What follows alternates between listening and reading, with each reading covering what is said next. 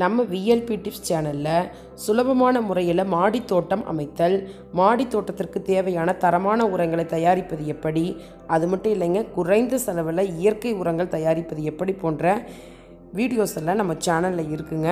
அந்த வீடியோவை பார்த்துட்டு அதில் ஏதாவது டவுட் இருந்ததுன்னா கமெண்ட் பண்ணுங்கள். ஓகே ஃப்ரெண்ட்ஸ், இப்போ நாம் இன்றைக்கி வீடியோக்குள்ளே போகலாங்களா?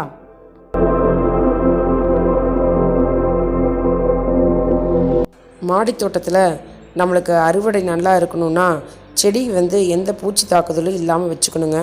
அதுக்கு தேவையான பெஸ்டிசைட்ஸ் இப்போ பார்க்கலாங்களா?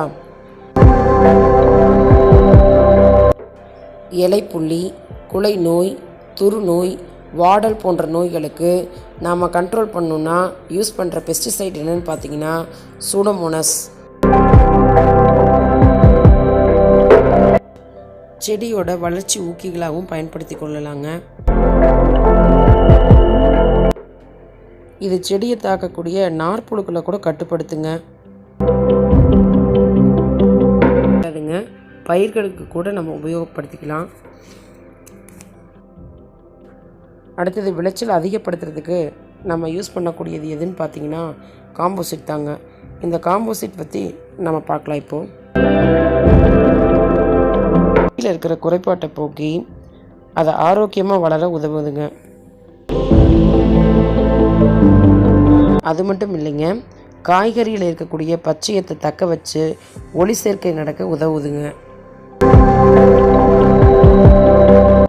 நம்ம ஈஸியாக வெர்மி கம்போசிட் செய்கிறது எப்படின்னு நம்ம சேனலில் இருக்குதுங்க. பிளேலிஸ்ட்டை செக் பண்ணி அந்த வீடியோ ஒரு தடவை பார்த்துக்குங்க. நான் வேணால் லிங்க்கில் உங்களுக்கு கொடுக்குறேன். எலுமிச்சைக்காய் பிடிக்காமல் இருந்தால் நாம் பழைய மோர் எடுத்து வச்சுக்கோங்க. அது ஒரு வாரம் புளிக்க வச்சுட்டு தண்ணியில் கலந்து ஸ்ப்ரே பண்ணிங்கன்னா நிறையா பிடிக்குங்க.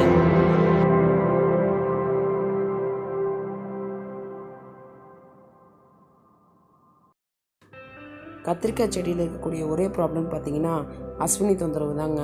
இதை நீங்கள் ஆரம்ப ஸ்டேஜ்லேயே செடியை அப்பப்போ நீங்கள் பராமரிச்சுட்டே இருந்தீங்கன்னா, அதாவது ஆரம்ப ஸ்டேஜில் எந்தெந்த பிரான்ச்சில் உங்களுக்கு இலையில் இருக்கும் அதோடு கட் பண்ணி தூக்கி போட்டிங்கன்னா மேலே பரவாமல் இருக்கும்.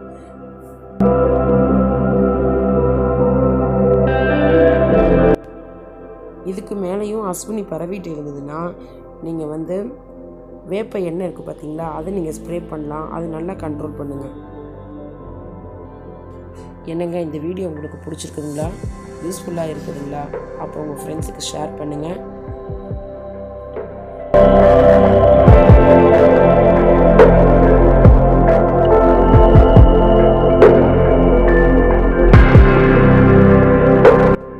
லைக் பண்ணுங்கள், ஷேர் பண்ணுங்கள், கமெண்ட் பண்ணுங்கள். தேங்க்யூ.